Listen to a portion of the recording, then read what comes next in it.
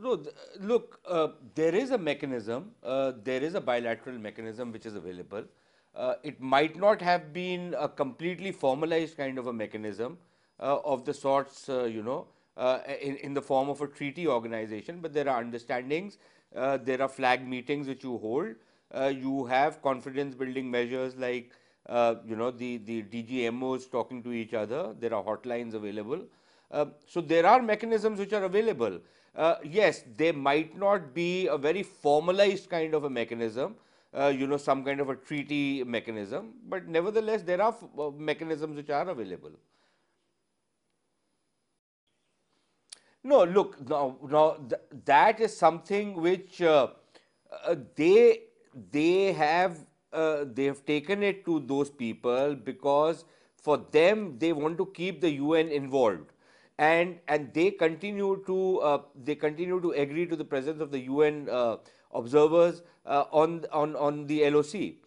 So they take it out there. We don't take it out there, and we simply ignore these fellows. We suffer the presence of the UN military observers in Kashmir, and that is about it. So for them it becomes a kind of by default they can go and file whatever they want to file. It's not an investigative agency. So whatever lies you want to feed to the UN out there, they can do it. Even if a husband kills a wife, they can blame Indian soldiers by discovering an Indian watch next to that person's dead body and say that the Indian soldiers had come and killed the person.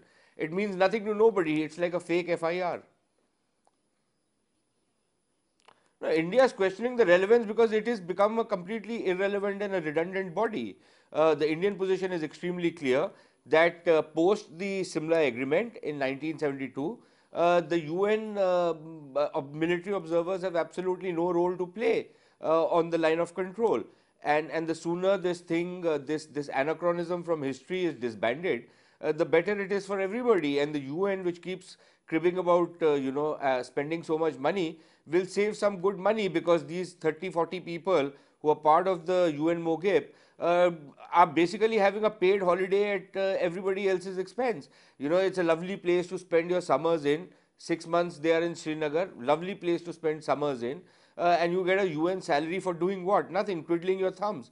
So the Indian side is very clear that there is, after the 72 Simla Agreement, there is no longer a ceasefire line which is there in Jammu and Kashmir.